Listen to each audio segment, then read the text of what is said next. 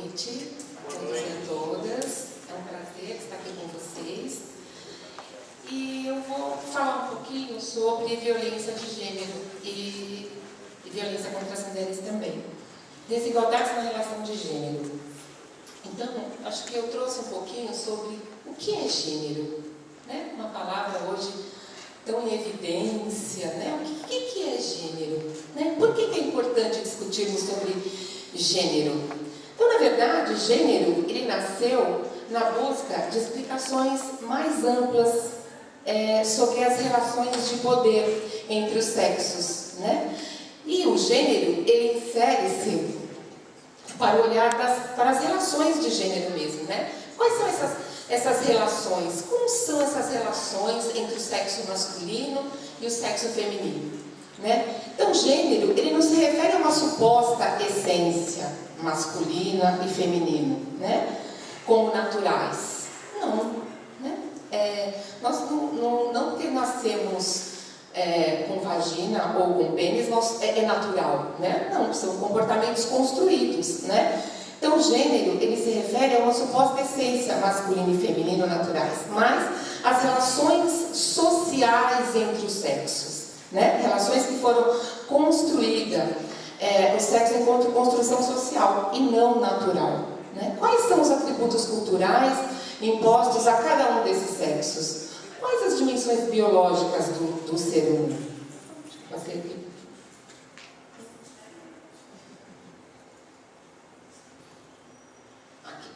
Então, o termo gênero, ele explicita o fato de homens e mulheres serem produtos de um meio social.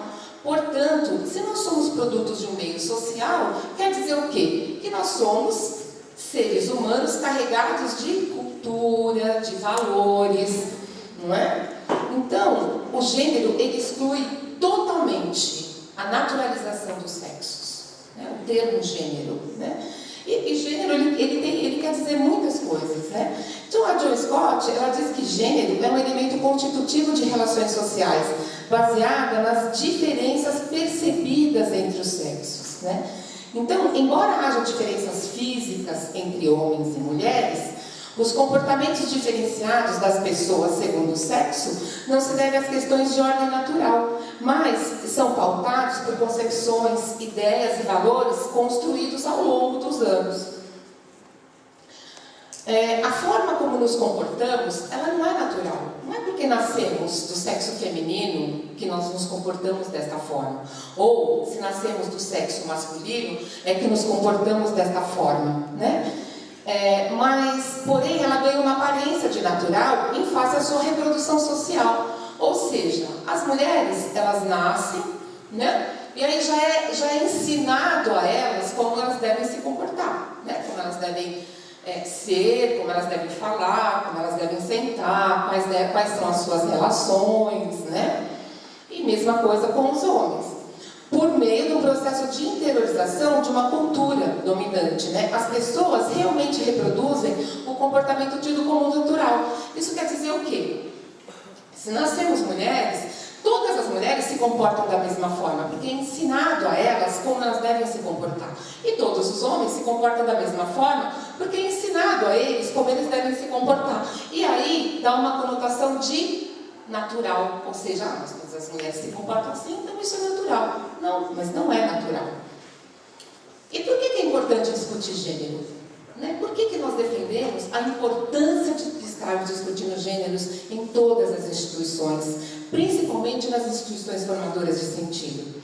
Porque discutir gênero é refletir sobre a possibilidade de igualdade e respeito entre os sexos.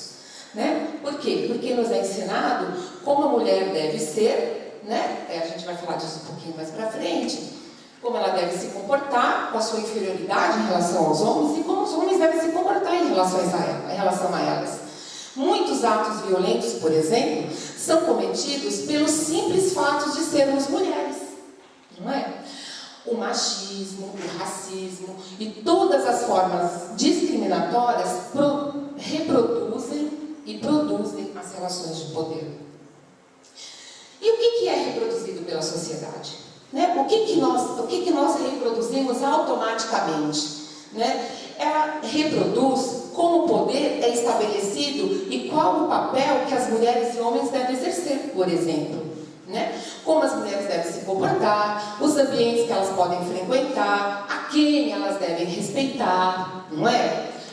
Há uma ordem social, né? É aquele não dito, mas como sempre foi assim, então as coisas vão se reproduzindo desta forma, né? Que o modelo de comportamento de homens e mulheres. A sociedade, ela atribui diferentes papéis ao feminino e ao masculino. E quais são esses papéis? Quais são esses papéis que são atribuídos pela sociedade? Ao feminino, por exemplo, a sociedade, né, ela constrói a mulher, né, o papel de ser submissa ao homem, de ser obediente, né, que devem permanecer a maior parte do tempo nos ambientes privados. O que é considerado ambiente privado?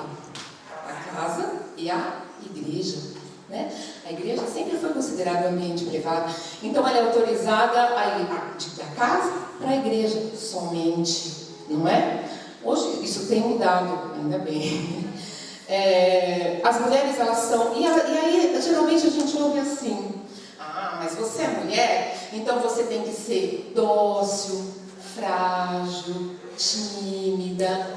Não é assim que as mulheres têm que se comportar? E não é assim que a sociedade reproduz esse comportamento, né? E aos homens, né? Ao masculino, como que a sociedade vê o homem, do sexo masculino? O corajoso, né? Então os homens são mais racionais que as mulheres. O provedor, o chefe de família. Eles sim são dados à vida pública, não só ao ambiente privado, não é? E ele tem que ser forte, macho, superior. E não que isso não tenha acarretado algumas angústias também para os homens, não é? Por quê? Porque não é fácil você ter uma cobrança, você já nasce com aquela cobrança: olha, você é homem, hein? Então você tem que manter sua casa, sua mulher, né? Você tem que bancar toda a família, manter os filhos em escola tal, comprar roupa. Então eles já nascem com aquela coisa. Por quê? Porque você é forte, racional, poderoso. A mulher não. A mulher vai ficar em casa, ela é dócil, ela é frágil. Não é? E isso já diz o que nas entrelinhas? Que a mulher é inferior. Não é isso? E isso diz o quê? Isso resulta em quê?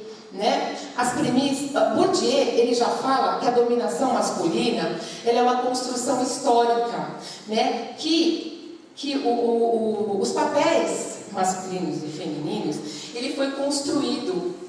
E aí, se algo é construído, ele pode ser desconstruído, não é? As premissas dominantes, elas estão esculpidas nas instituições formadoras de sentido. E quais são as instituições formadoras de sentido? A casa, a família, não é? A escola e a igreja, né? Essas são as instituições que são formadoras de verdades, né? Então a criança, ela nasce, ela é constituída naquela família que produziu verdades para a vida inteira, na escola, né? E na igreja também, né? Essas instituições, elas moldam o indivíduo a se comportarem de forma conservadora e patriarcal. Por quê? Porque elas reproduzem, né? Elas reproduzem aquele comportamento dominante do homem em relação à mulher desde que a criança nasce, em toda a sua formação, né? E isso favorece a dominação dos homens sobre as mulheres. Como romper com tais modelos, né? Repensar em políticas educacionais. E é por isso que eu digo que é muito importante a gente discutir gênero nas escolas, sim. É discutir gênero porque quando discutimos gêneros, nós vamos discutir as relações entre homens e mulheres. Nós vamos discutir o poder dos homens em relação às mulheres. Nós vamos discutir que as mulheres tenham os mesmos direitos que os homens. Por isso é importante discutir gênero nas escolas, em todos os ambientes, né?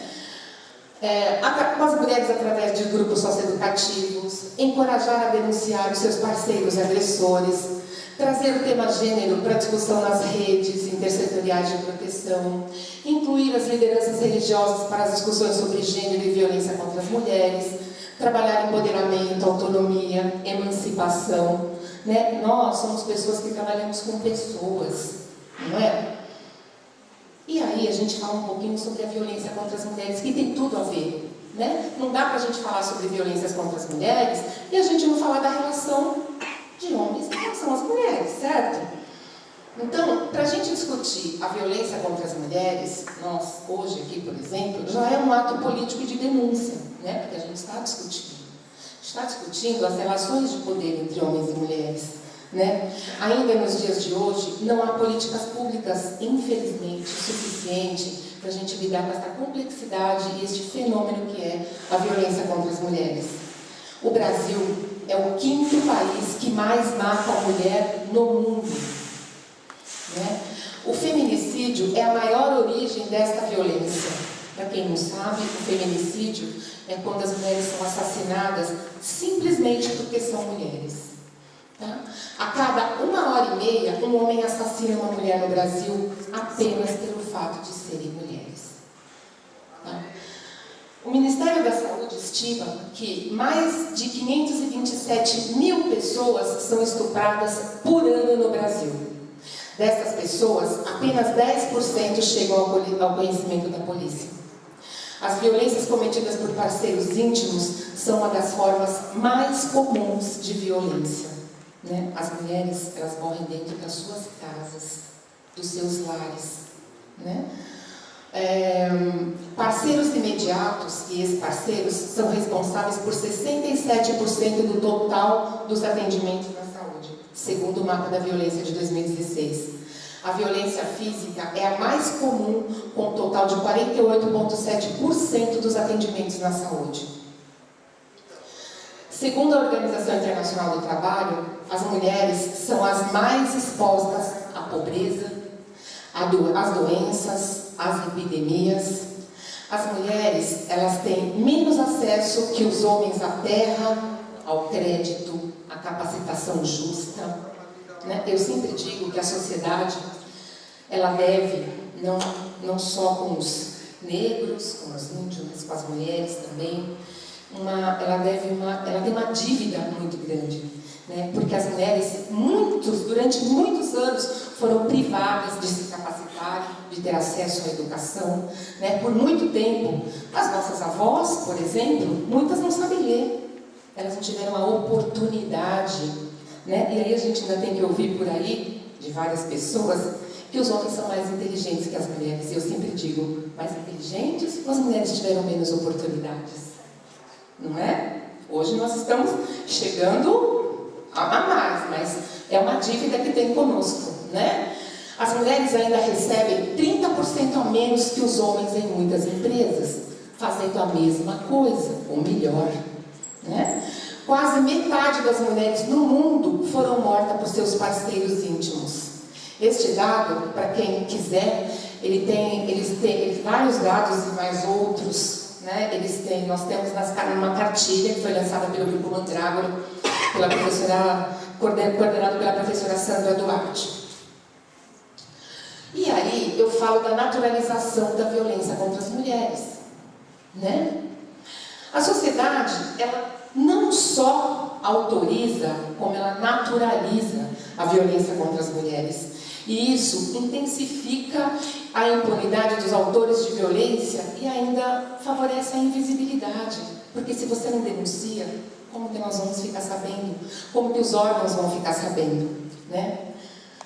E aí eu trouxe algumas reflexões, né? Simplesmente por sermos mulheres, né? Então nós temos lá uma propaganda, né? Ela não é do Brasil, ela é americana, mas eu traduzi, que está dizendo lá que conversando com o outro, ele diz assim: os manequins é um modelo de mulher perfeita. E aí o outro diz assim: sim, porque elas não têm cabeça. É uma propaganda. E quando vai na mídia, isso é muito sério, né, gente? Porque se você não tem uma reflexão crítica, né, as nossas crianças, por exemplo, né?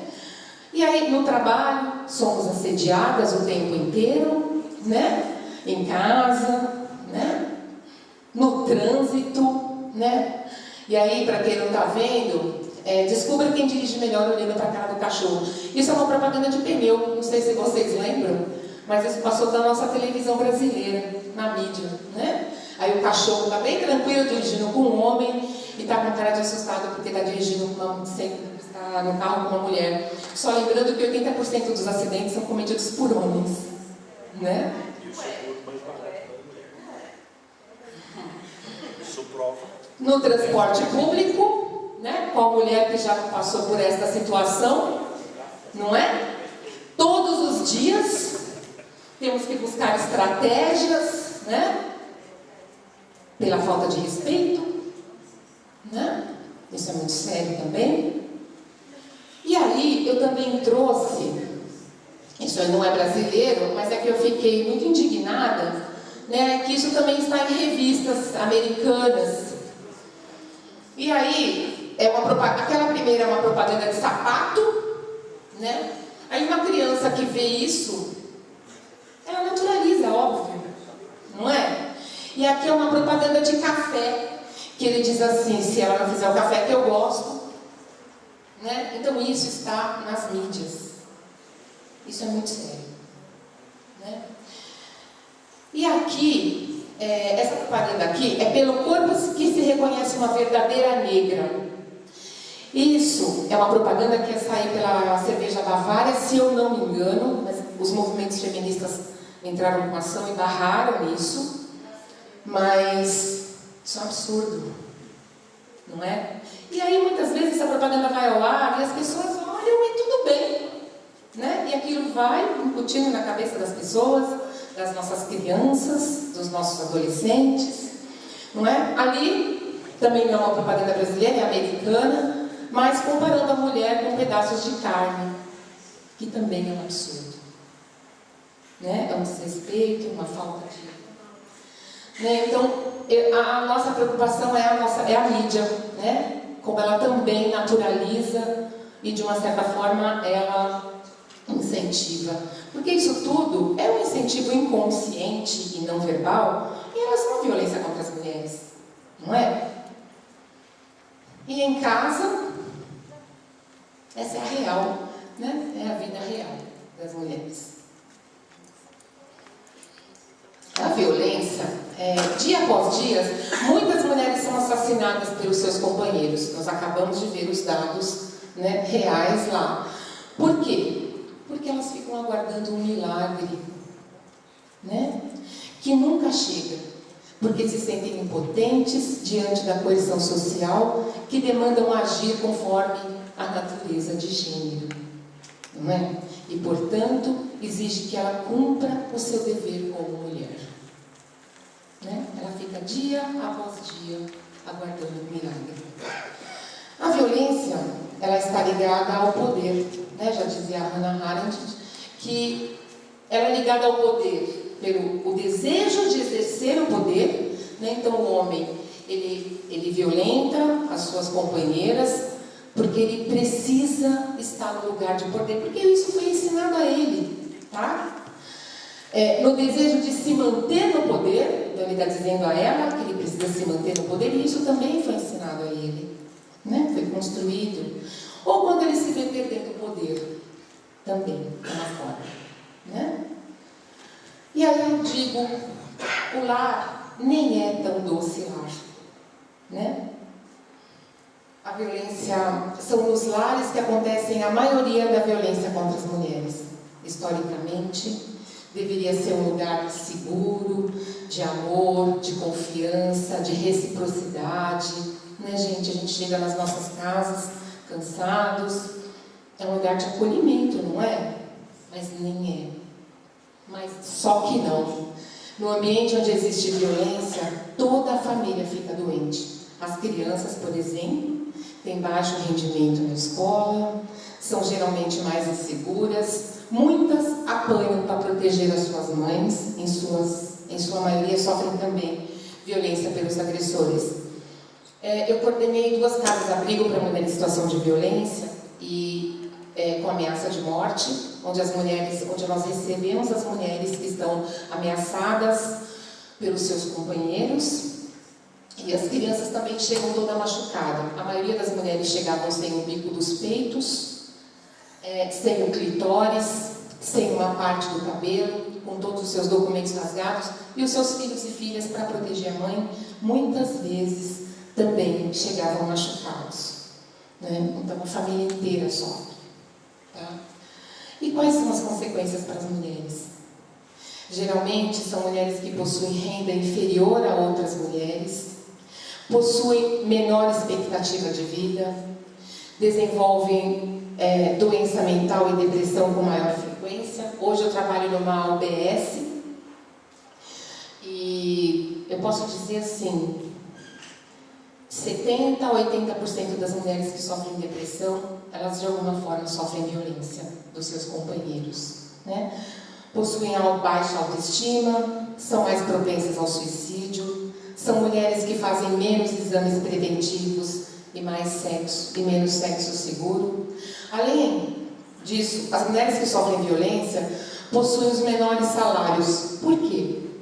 Porque as mulheres, elas não têm coragem de trabalhar com hematomas, mancando, elas têm vergonha, né? Porque elas são julgadas pela sociedade, porque elas são julgadas pelas suas famílias, porque elas são julgadas pelas amigas, de todos os lugares, para amigas do trabalho, pelas vizinhas e principalmente pela comunidade religiosa, né? Então elas não vão, elas faltam, e aí elas são demitidas, tá? E aí eu pergunto, né? Por que as mulheres permanecem numa relação conflituosa? E essa pergunta eu ouço o tempo inteiro, né? E aí assim, eu fico muito brava, porque a gente ouve assim, e eu tenho certeza que todo mundo aqui já ouviu. Ah, ela apanha há mais de 10 anos, gosta mesmo de apanhar, né? Essa daí ela sai de um, arruma outro, apanha. Essa daí adora apanhar, essa é sem vergonha, não tem vergonha na cara, enfim, a gente ouve, né? Há 20 anos que eu trabalho com violência, e a gente ouve de tudo, né? Nós ouvimos de tudo. Mas ainda estigmatizada, as mulheres, além de sofrer violência, ela ouve de amigos e vizinhos, né? Frases estereotipadas, né? Ela gosta de apanhar mesmo, é mentira dela, ele não bate nela coisa nenhuma. Ou se não, é assim, nossa, mas esse homem é tão trabalhador, ele é tão legal, duvido que ele bate nela. Aí dá vontade de falar, leva para sua casa, não é? Duvido, mas é um cara tão honesto. Fica quietinha, faz tudo o que ele quer, é um bom pai, não é? A gente ouve isso o tempo inteiro, vocês já ouviram também, tenho certeza, né? Então, o medo de ser assassinada pelo agressor é um item mais importante para que as mulheres permaneçam numa relação conflituosa. Porque quem a agride todos os dias, quem a espanca todos os dias, quem a estupra todos os dias, tem medo de morrer, né? Principalmente quando você liga a televisão e você vê que muitas mulheres foram assassinadas pelos seus companheiros, não é? O desmonte da família idealizada. Gente, pela nossa cultura, que mulher não idealizou um casamento perfeito, de princesa, né? Aquele casamento para a vida inteira, aquela família doriana, não é? Idealiza. E aí, quando você se dá conta de que o seu casamento não foi o que você idealizou, você não consegue dizer para você mesma que o seu casamento não deu certo. E aí você se sente culpada, não é? Se sente com medo, né? Elas são frequentemente culpabilizadas pela própria família e por toda a sociedade. Não é aquele ditadinho que todo mundo já ouviu também? Ruim com ele, pior? Sim, não é? Então, assim, muitas vezes a família não apoia porque a igreja não permite, por N motivos, né? Pela religião, ou porque a família não tem, acha que não é certo separar, mulher separada não presta, enfim, isso tudo é uma forma de você reforçar para que essa mulher permaneça numa relação conflituosa, né? Não são bem vistas numa comunidade religiosa, né? Todo mundo sabe, né? Que a mulher que é separada, as outras mulheres se afastam mesmo, né? Por N motivos, pela construção histórica e social também, né? E muitas mulheres também não possuem independência financeira, e aí fica difícil de sair dessa relação conflituosa. Então eu trouxe aqui apenas alguns itens que nos fazem refletir, né? Por que essa mulher permanece numa relação conflituosa? Não é porque ela é folgada, não é porque ela gosta de apanhar. pode ter certeza. Né? E aí agora eu pergunto, há influência religiosa nas relações familiares violentas? Né? E aí eu digo, é muito difícil a gente associar a religião com a violência. As pessoas vão falar, que isso? Que absurdo, né? Mas a religião, como nós já falamos há um pouco, ela é uma das principais instituições formadoras de sentido, né? Das instituições na formação de sentido do ser humano. Ela adentra os lares antes de qualquer outro serviço público, né? Quando eu trabalhei muitos anos na prefeitura, e aí, ou na casa-abrigo também, eu dizia assim para as mulheres, mas há quanto tempo você sofre violência? E elas diziam, há 5, há 10, há 15 anos, né? 20 anos. E aí eu perguntava assim, escuta, mas você nunca procurou uma técnica, um técnico, assistente social, psicólogo? Não, eu procurava ajuda. Onde? Com a liderança religiosa. E foi por isso que eu resolvi fazer minha pesquisa de mestrado. Porque quando eu trabalhava na casa-abrigo, eu perguntava para as mulheres, mas desde quando você sofre violência? Há tanto tempo, há tanto tempo. Mas você procurou ajuda onde? Na igreja, na igreja, na igreja, na igreja. E aí, eu peguei minha bolsa e falei, não, eu vou bater nas igrejas e vou dizer para essas lideranças religiosas, né? Gente, elas sofrem violência, o que vocês... E aí eu descobri, né? Eu não sou uma pessoa que sou ligada a uma instituição religiosa, eu descobri que eles sabem sim. Sabem. E você faz o quê, senhor pastor, senhor padre, senhor, sei lá, senhor sua liderança? Mas a gente orienta, você sabe, né? Porque a Bíblia, porque não sei o quê. E as mulheres morrendo. E aí eu falei, não, então eu preciso pesquisar esse negócio aí. Foi quando eu encontrei a professora Sandra e fiz a minha pesquisa de mestrado sobre gênero e violência religiosa. E aí eu digo, não é uma tarefa simples associar a religião com a violência doméstica. Não é mesmo, né? É imensurável o poder simbólico que ela detém, que detém as instituições religiosas. Né? Aquele poder simbólico, né? Aquele que é dito ou não dito. Né? A religião ela vem ao longo dos séculos construindo uma prática que reforça padrões de violência e da dominação masculina. Né?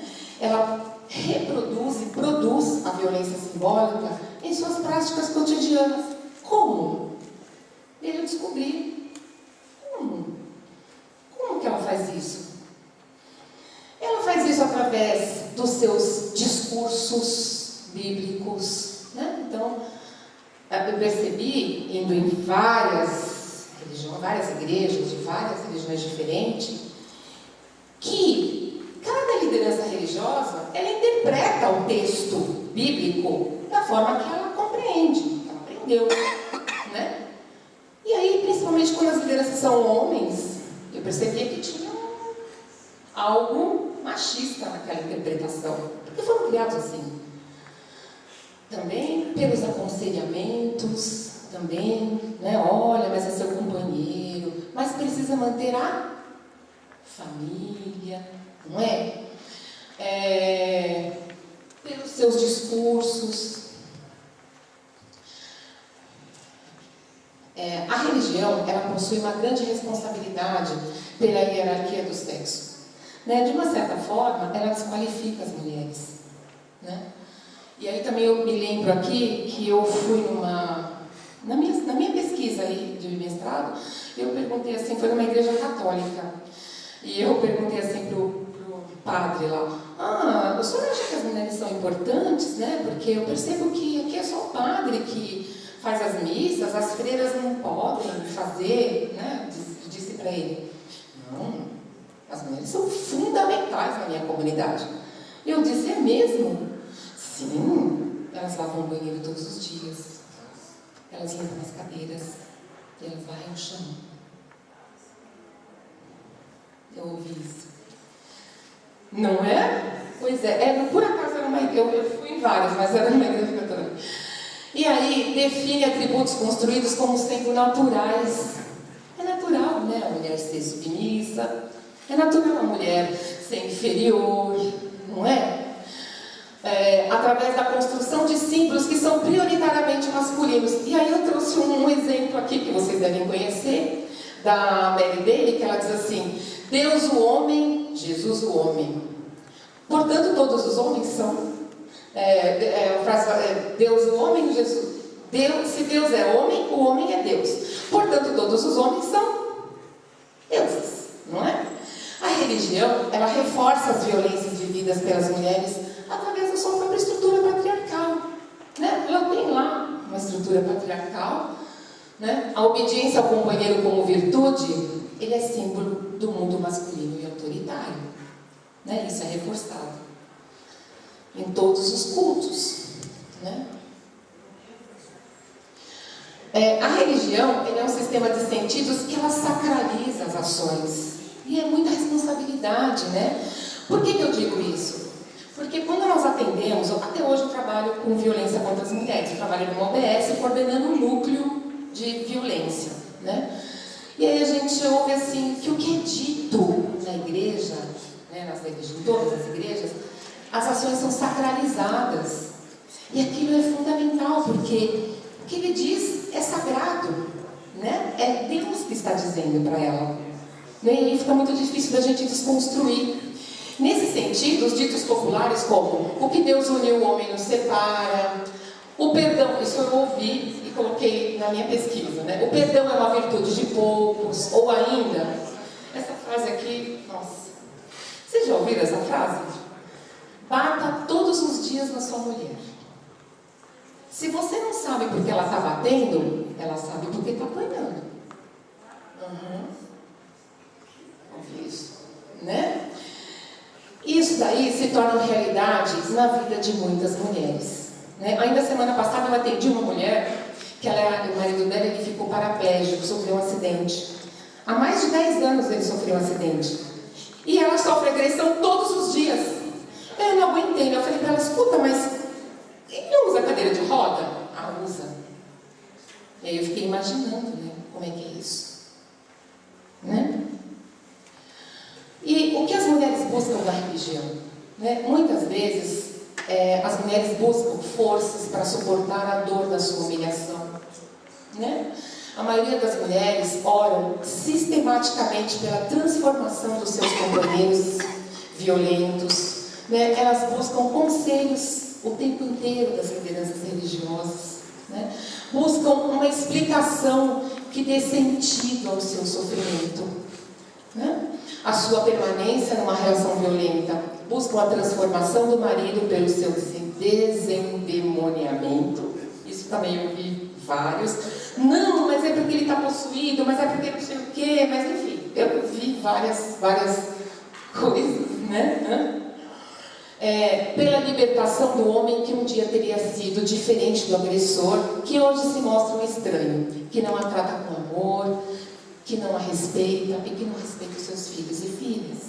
Então elas oram sistematicamente. Eu peço a Deus todos os dias.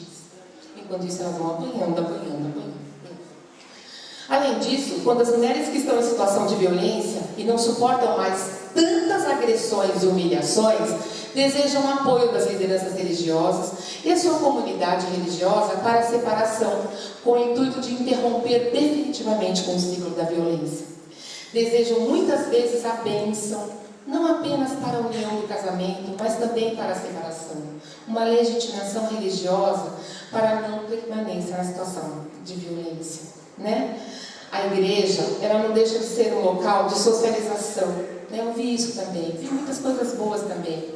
Muitas mulheres, elas têm a igreja de fim de semana, é o único lugar que elas têm para se reunir em grupo de mulheres, para se socializar, para discutir a própria angústia que ela vem vivendo, porque muitas vezes o problema dela é o da colega também. É uma troca muito rica. Eu participei de vários grupos. É uma troca muito rica. Né? Então a igreja muitas vezes é o único lugar que acolhe a dor também. Né? E aí, esse daqui é o ciclo da violência, que se a gente não ajudar as mulheres a romper com esse ciclo, elas terão novas relações conflituosas, né? Então, o ciclo da violência ele tem fases, né? A primeira fase é a fase das agressões, né? A segunda fase é a fase da efetivação da violência, porque começa com xingo, começa com empurrão, aí depois vem as agressões mais sérias. E aí depois a gente chama de a lua de mel, porque daí o agressor, ele pede desculpa, ele pede perdão, essa mulher ela volta a se relacionar com esse agressor, volta achando que está tudo bem, as agressões vão ficando a cada dia mais intensas, a cada dia mais sérias, até que ele venha matar essa mulher. Nós chamamos isso de ciclo da violência. E, enquanto não ajudarmos essas mulheres a romper com esse ciclo, mesmo que ela tenha um outro companheiro, ela vai continuar sofrendo violência.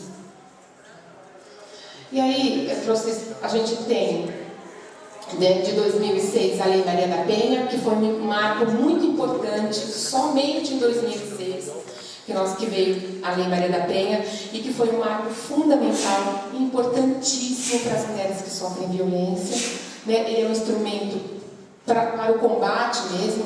E aí eu trouxe só três itens da Lei Maria da Penha, para quem não conhece, que, na minha opinião, eu acho muito bacana, né?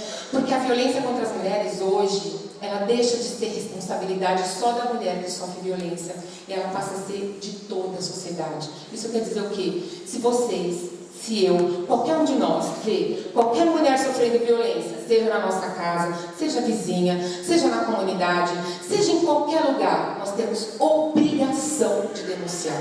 Liga 180, não precisa se identificar, o pessoal vem para ajudar essa mulher. Então, ela responsabiliza a sociedade pela violência que as mulheres estão sofrendo. Aquele ditado, briga de marido e mulher não se mete a colher, não existe mais. Se mete a colher, sim. Hoje é uma responsabilidade e obrigação de toda a sociedade, né?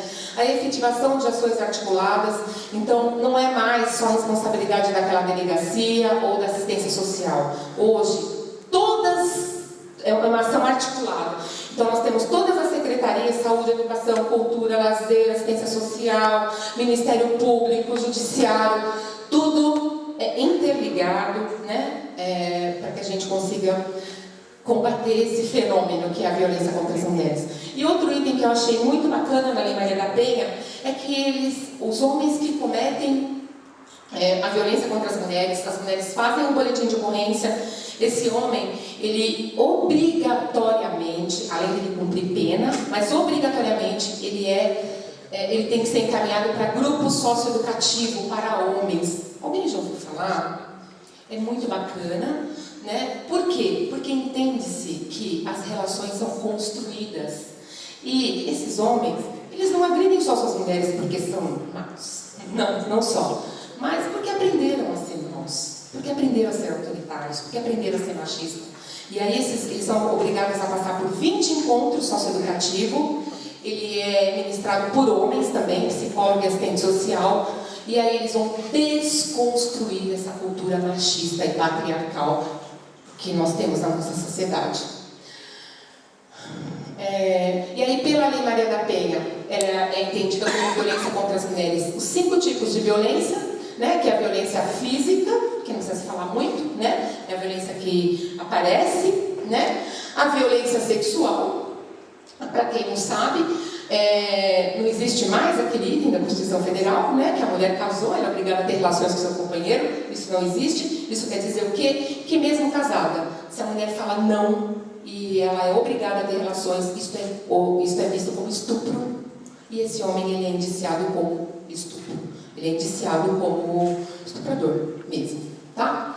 A violência psicológica, que é aquela que vai minando a mulher por dentro, né? Você não presta, você é burra, você não sabe fazer nada, você só tem que ficar dentro de casa. Isso daí a mulher vai ter uma depressão e ideação suicida, e ela vai ficando doente e acaba a morrer também. A violência patrimonial, é muito engraçado que os homens, quando eles agredem suas mulheres, a primeira coisa que eles fazem é o quê? Rasgar os seus documentos. né? É como se estivesse acabando com elas mesmo. Isso é uma violência também, tá? Suas roupas, seus documentos, tira sua casa, filho, enfim. Tudo isso é visto como violência patrimonial. E a violência moral, né? Que é aquela que você fala mal dela para todo mundo, né? Joga os filhos contra ela. Enfim, isso é uma violência moral. É também visto pela Lei Maria da Penha, tá? Aí eu só trouxe que a violência de Estado, a gente ainda tem grandes desafios. A herança da formação patriarcal e conservadora dos agentes públicos, e não só de agentes públicos, mas todas as pessoas que trabalham com a questão da violência, porque quando você vai atender uma mulher, o que é que você pensa sobre a violência contra as mulheres? Né? A mulher vai ser atendida, e eu estou dizendo de assistente social, de psicólogo, de agente público mesmo. Como essa mulher é vista, né? E como que ela é atendida? O que eu entendo por violência contra a mulher? Será que quando a mulher vai procurar ajuda, eu também não vou ser aquela que fala, fica com ele é uma pessoa boa, né? Então precisa de formação em gênero, escassez de recursos públicos, né? Também é horrível, e o atendimento, principalmente nas delegacias, que são péssimos. Né? Tem muitos delegados machistas também, e que quando a mulher vai fazer o boletim de ocorrência, ele a trata como qualquer. Né? Isso a gente precisa melhorar muito. E aí, por fim, eu trouxe 2 depoimentos. Esses depoimentos eu atendi, um em setembro e em outubro, lá do meu núcleo, que eu coordeno. E ela diz assim: ele me obrigava a ter relações sexuais com ele. Me obrigou a engravidar dele e, após me dar 7 facadas, ainda ameaçou de matar minhas filhas. Eu tinha muito medo, mas me neguei a retornar para a casa dele. Daí, ele matou minha filhinha de 5 anos e o meu pai a tiros. Tá? Ele me agredia todas as vezes que bebia. Hoje, ele chegou em casa, começou a me xingar do nada. Fiquei quieta, mas quando ele veio para me agredir, eu fui me defender e ele arrancou o meu dedo com mordida. E ainda comeu o meu dedo. E ela chegou com o dedo e colocou em cima da minha mesa. Tá? Esses são 2 depoimentos, os 2 que eu atendi. E aí é isso. Né? É isso.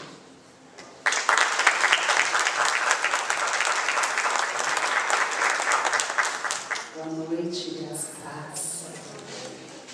Eu acho que a gente tem um desafio grande, eu acho que pensando me colocando no lugar de igreja também. Assim como nós cantamos, abra os olhos do meu coração, esse é o nosso desafio.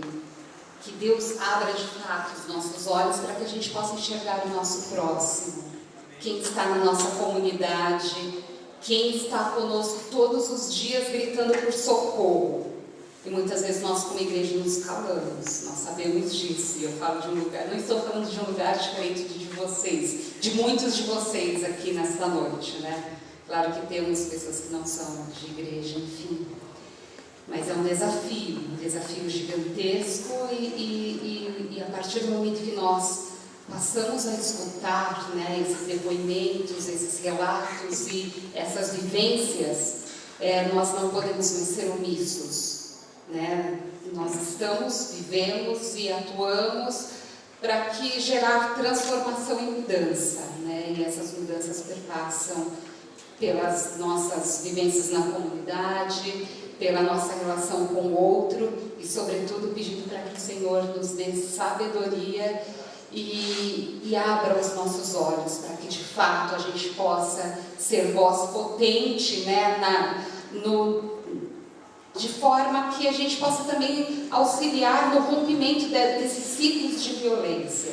E são violências que perpassam a nossa existência, a minha existência como mulher negra e mãe de criança negra também. E eu quero começar, né, eu agradeço, né, a Cláudia, né, por essa fala potente, né, que me antecedeu e eu espero que a gente possa também continuar constituindo esse diálogo, né? E é um diálogo que ele não pode se encerrar nesta semana, né? Porque eu acho que a teologia prática é algo que precisa estar sempre vivenciado na prática pastoral, né? E é uma prática que dialoga com o outro sempre, Ela não é verdadeira se ela não tem esse diálogo e esse olhar e esse coração aberto para entender essas violências. E eu vou dizer de um lugar que me é conhecido também, não fui tão disciplinada quanto Cláudia, né, para trazer aí o PPT, slide, enfim, mas vamos dialogar, né? Esta imagem é uma imagem que também passa pelo nosso imaginário cristão. Ela é uma pintura que até há um mês e meio atrás estava lá no Museu Nacional do Rio de Janeiro, foi consumida pelo fogo, né? Daí as nossas instituições públicas degradadas, né, por uma série de questões. E é uma imagem que foi feita em 1895 por um pintor espanhol, Modesto Brocos. E eu costumo dizer que esta imagem ela é um reflexo e ela é a atitude do Estado brasileiro. 1895, alguns anos no pós-abolição, e ela foi encomendada pelo então diretor do Museu Nacional, João Batista Lacerda, um intelectual brasileiro, aí, dos expoentes de falar em congressos nacionais fora do Brasil, inclusive, na primeira metade do século XX, final do XIX, século XX. E não todos de uma vez, mas eu gostaria de ouvir de vocês, qual a interpretação que nós fazemos dessa tela? Era uma tela imponente, ficava no banco assim, de madeira à frente dela. Quando eu fui ao Museu Nacional, eu parei lá e fiquei algum tempo observando. E é uma tela de quase 2 metros de altura, grande, imponente, viva, né? O que nós vemos aí dessa imagem? Ela reflete, a meu ver, uma ama de leite, em primeiro lugar, porque a criança está voltada para ela e ela, de uma certa forma, voltada para a criança. Essa é a imagem que eu interpreto no primeiro momento. Me parece ser uma ama de leite, alguém que está a serviço da família e uma das obrigações dela é cuidar da criança, a princípio. É uma interpretação que também já nos traz um lugar de imaginário social, né? Do lugar da mulher negra, sobretudo. Alguém mais? Dá a impressão que são personagens e a mulher negra parte da paisagem. Também reflete um lugar social. Alguém? Outra pessoa? Eu acho que são 3 figuras em contextos diferentes. Você vê um pai da família, acredito que seja o pai da família, que ele se mostra totalmente alheio ao espaço de casa. Né? A mulher sentada, com a presença do homem, com seus afazeres, e uma serva do lado. Né? Então, acho que são 3 contextos sociais diferentes. Sim. Eu enxergo uma mulher com um homem que não é ama de... Eu enxergo uma mulher com um homem. Eu não enxergo ela como ama de leite. Eu enxergo essa mulher, a mulher desse homem, pelo jeito que ele olha ela. E eu enxergo, ela é mulata. Eu enxergo a mãe dela como escrava. É isso que eu enxergo. Não vou tirar conclusões dizendo que ela é casada com ele.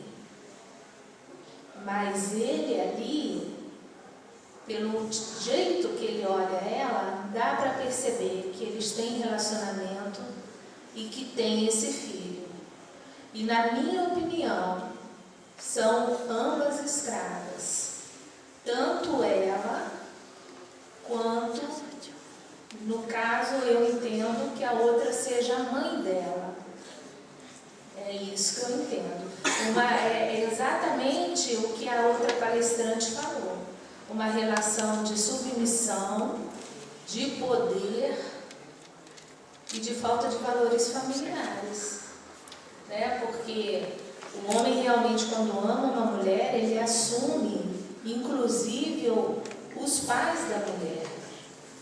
Ali dá para ver tranquilamente que a que está em pé é tratada mesmo como escrava. Entendeu? Então, na minha opinião, são duas escravas numa situação de prepotência de um sistema da época. E hoje em dia muitos se refletem. Eu tenho amigas minhas que são casadas, são negras, são de pele mais clara que os pais, e o marido tem dificuldade de lidar com a família dela. Isso é fato, e isso reflete até nos dias de hoje. Sim. Então nós tivemos mais Juliana, o meu destaque é porque eu não consigo ver o rosto daquela senhora.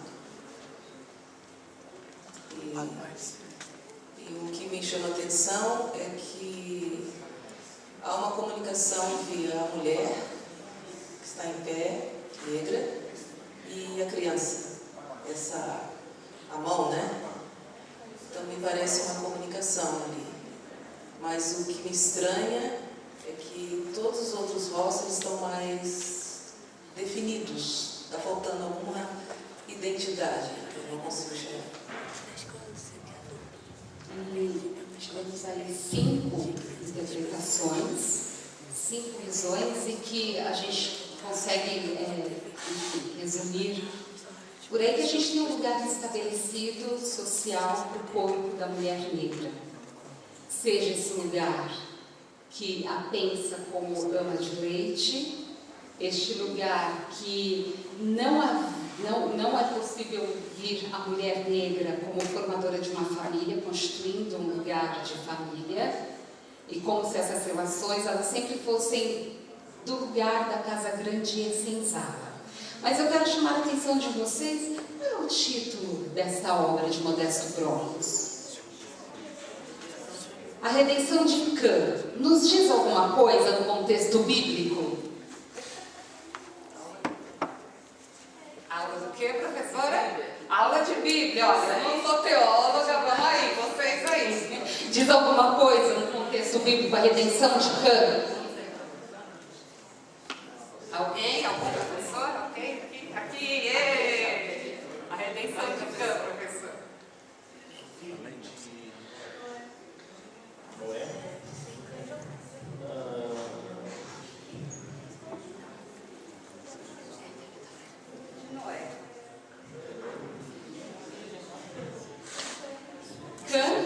Filho de Noé, e eu não sei, eu vou dizer, não sou teóloga.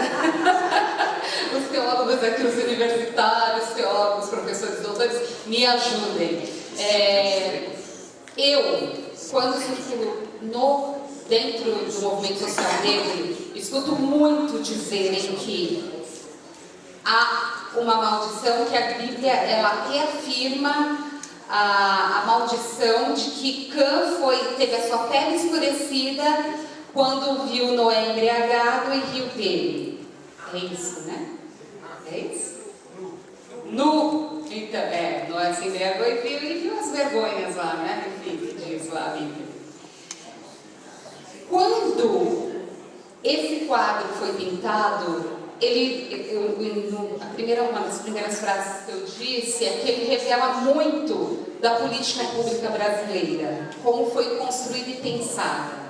Batista Lacerda, também já citei, diretor do então Museu Nacional a esta época, ele era um intelectual brasileiro.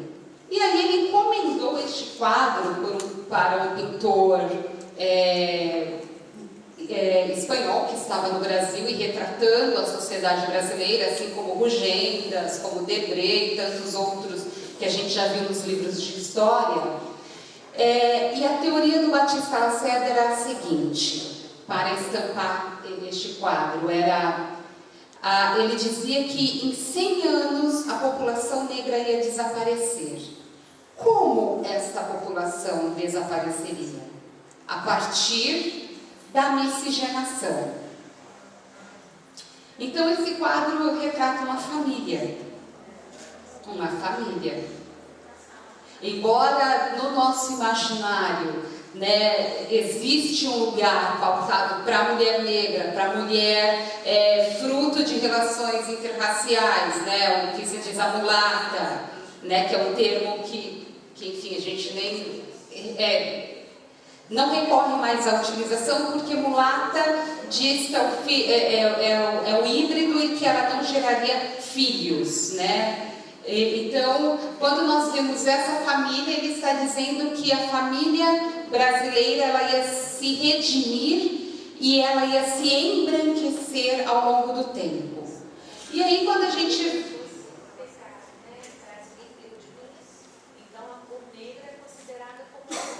Exato. E aí a gente sabe todos os estereótipos, né, toda a concepção em relação à população negra, a população de africanos que saiu do continente africano, veio escravizada para o Brasil e aqui por quase 400 anos, 388 anos, foi escravizada. E dentro dessa sociedade patriarcal que a Cláudia tanto expôs aqui na sua primeira fala. E quando nós vemos este quadro, ele vai dizer dessa política pública, o Estado brasileiro, ele permeou, né, e projetou o desaparecimento da população negra. A tese que o João Batista Lacerda defendeu em 1911 no Congresso Universal das Raças, em Londres, dizia o seguinte, que a partir da miscigenação haveria uma redenção da população brasileira que era majoritariamente negra e de ascendência indígena também, descendência indígena, e que essa redenção chegaria aos corpos a partir das políticas públicas, inclusive de imigração. E aí a gente vai ter as grandes levas de migração no final do século XIX, início do século XX, das populações europeias vindas para o Brasil.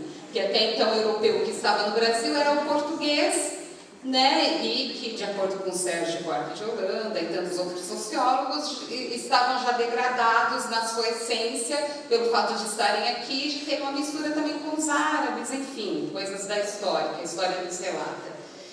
E quando a gente olha as políticas públicas no Brasil que demarcou um desaparecimento, e olhamos hoje, quando a gente olha o mapa da violência, e que majoritariamente quem morre são os jovens negros, é a mesma perspectiva de política que ainda continua operacionalizando no Estado brasileiro. Quando nós olhamos para este quadro, eu acho que nos traz muitas interpretações, mas a que eu quero conversar hoje com vocês é sobre a questão da política pública. Então, e quando nós vamos olhar a história e construção do Estado brasileiro e as políticas públicas, em 1824, a primeira Constituição do Brasil, ela estabelecia o direito de ir à escola, de estudo. No entanto, esse direito ele não estava previsto para a população negra e nem para a população indígena. Então, desde quando nós vamos percebendo a construção das políticas públicas, ela está deixando de fora, deixando de acesso a esses lugares de direito social à população negra. E isso a gente vai ter uma linha muito corrente e recorrente na produção dessas próprias políticas. Quando nós olhamos a própria política de imigração, no Brasil, né, o primeiro africano africano que voltou a pisar no Brasil, depois do processo de abolição, foi em 1960. Então a gente tem um lastro grande, e isso tudo pautado nas leis de Estado, né? Que quem poderia chegar ao Brasil eram os italianos, os alemães, dos quais muitos brasileiros são descendentes, russos, enfim, o pessoal da Europa. E no início do século abriu para a população asiática. No entanto, os primeiros africanos desse período pós-escravização que vão voltar ao Brasil vai ser apenas na década de 60, via as universidades que vêm para estudar no Brasil. Por exemplo, o professor Kabengele Munanga, que foi professor aposentado da Universidade de São Paulo, é uma dessas pessoas que vem neste período dessa pós-abertura e dessa política pública se extinguir. E o que isso tem a ver com o processo de violência, com a prática pastoral, né? A Igreja Metodista é uma igreja que há pelo menos 40 anos tem produção de material sobre o engajamento e o olhar para a população negra.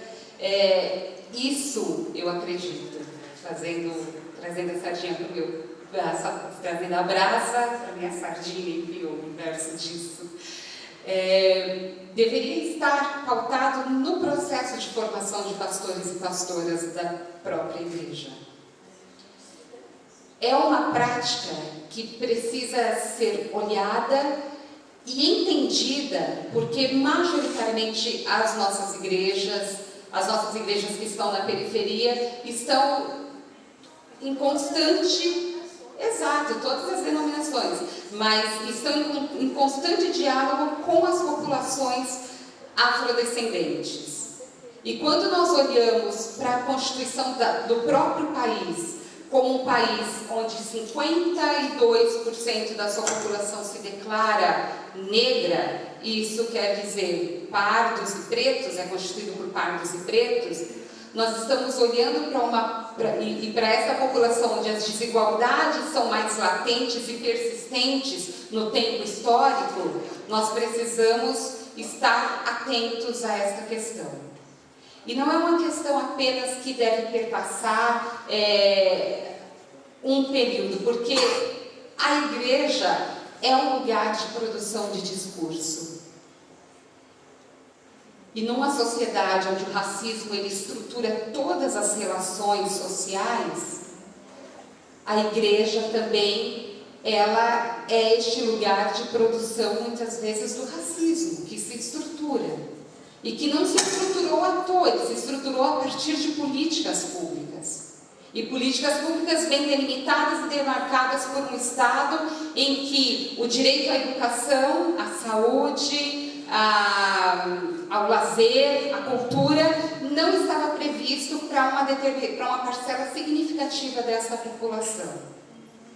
E aí, coincidentemente, 1911, Batista Pereira Lacerda defendeu a sua tese, e em 2011, um ano antes de completar 100 anos, em 2010, no último censo, a população brasileira foi entendida como a maior população negra fora do continente africano. E a ONU, a Organização das Nações Unidas, estabeleceu 2011 como o ano do afrodescendente e o decênio de 2011 a 2021 como o decênio do afrodescendente para pensar políticas públicas, não só no Brasil, mas no mundo, mas também pensar possibilidades de entender essa população e também pensar a contribuição dessa população na construção social, na construção epistemológica, na construção educacional do país. Eu não quero me alongar mais tanto, mas nós precisamos compreender que falar de afrodescendência, falar de população negra, falar de racismo estrutural, ele não é uma fala que se distancia da nossa prática e da nossa vivência comunitária.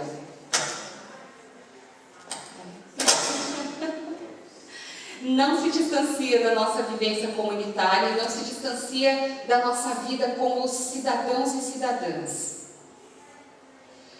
Nós estamos num país que 52% da população a população brasileira é maioria negra. Quando nós olhamos até o mapa da violência, diz que a violência em relação às mulheres diminuiu, né, percentualmente de um tanto de tempos a partir dessas políticas públicas de enfrentamento à violência à mulher. Mas esse mesmo mapa da violência aponta que enquanto a violência em relação às mulheres brancas diminuiu, em relação às mulheres negras essa violência aumentou. Quando nós vemos a distorção, né, o fracasso escolar, ele demarca sujeitos. E quando nós olhamos para os sujeitos que são demarcados por este fracasso escolar, nós vamos perceber que são adolescentes negros.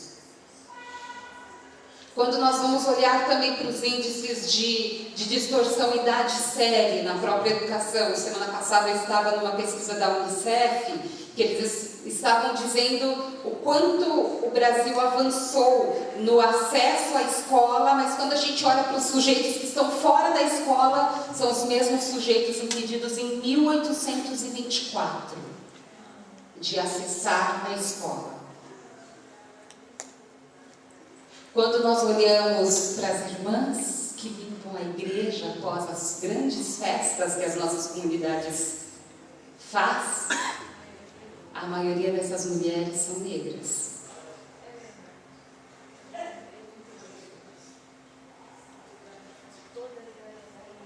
Então, quando nós olhamos para este quadro, isso não se distancia da nossa prática. Não se distancia da minha prática como educadora e não distancia da prática de vocês como teólogos, pastores e pastoras.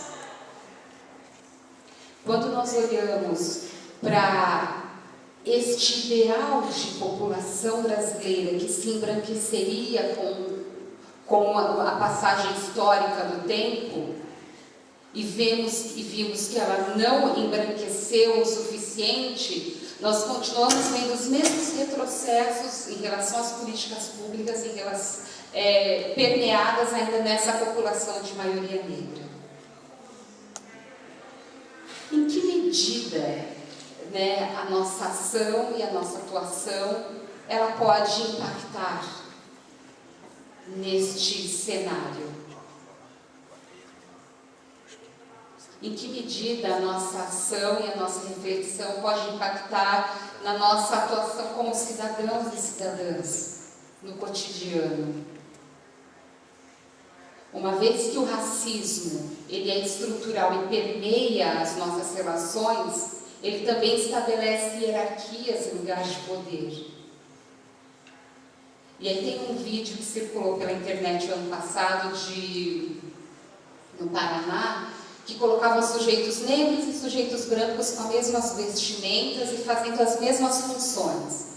E quando perguntava para a pessoa, tinha uma moça, eu lembro de uma moça com spray na mão, com a mesma roupa, a diferença é que uma era negra e outra era branca. A moça branca, ela é uma artista. E quando chegava para fazer o mesmo quadro com a moça negra, ela é uma pichadora. Ou um cara de terno correndo, modelos negros e modelos brancos. O modelo negro falava, tá correndo, enfim, ele é segurança. E quando olhava para o moço negro também, ele é um executivo e está atrasado para o trabalho, para uma reunião. Então, quando nós vemos que esses lugares eles são demarcados por um imaginário que não se constituiu do nada. Ele se constitui a partir de uma série de coisas e as políticas públicas, é o que eu quero enfatizar, é um desses fatores. Mas também pensando no racismo que estrutura a constituição do nosso pensamento e da própria sociedade brasileira.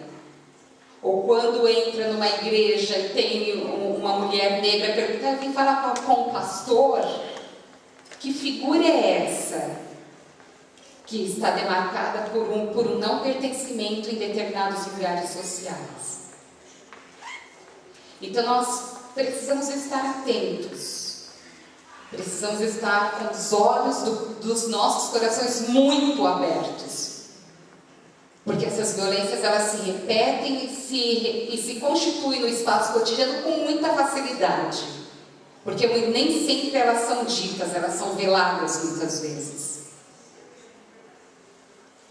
E nós precisamos pedir, sim, a Deus que nos ajude a desvelar, a enxergar essas situações que estão presentes cotidianamente nas nossas ações, na ação do outro, nas nossas comunidades e nas nossas relações. A ponto de acreditar que determinadas pessoas, determinados sujeitos merecem melhor atendimento médico ou merecem estar em determinada situação social, determinado lugar social e não outros.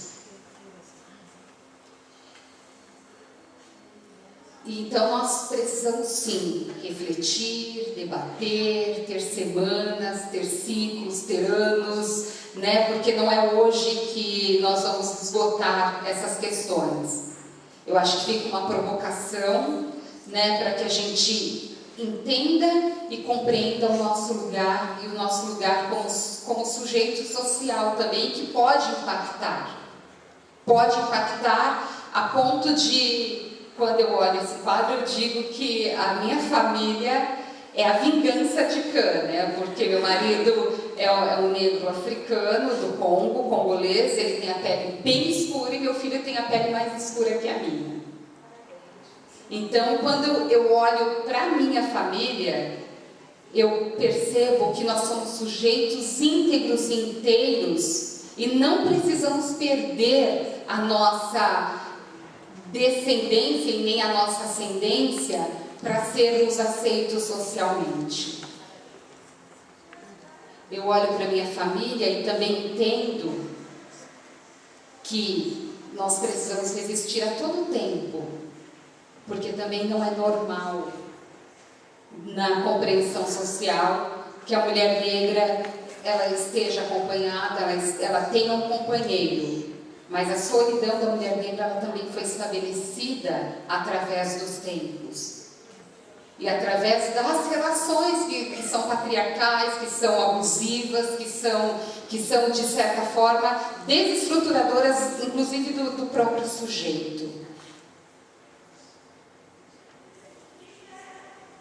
E quando eu digo também da população negra, não é só a população negra que precisa falar da sua negritude, mas para a gente entender e inclusive estruturar uma outra ordem lógica social, a gente precisa de apoio de brancos e negros, de cidadãos e cidadãs que se comprometem e entendem que nós precisamos atuar por uma sociedade justa,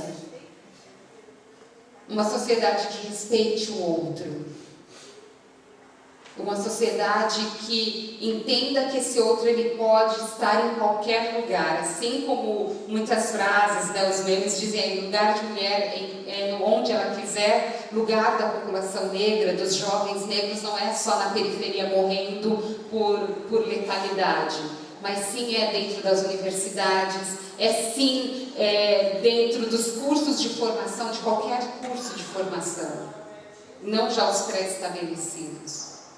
Então, o nosso papel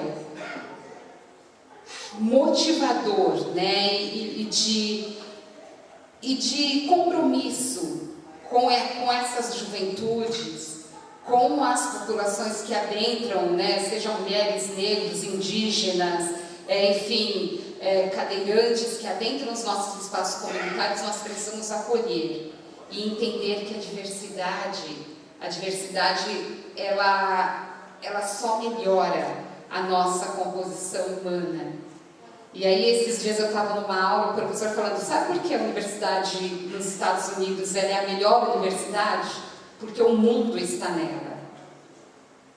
Lá não estão apenas americanos discutindo questão do mundo, estão os africanos, estão os indianos, estão os brasileiros, o mundo está na Universidade Americana. E a gente precisa aprender com essa diversidade.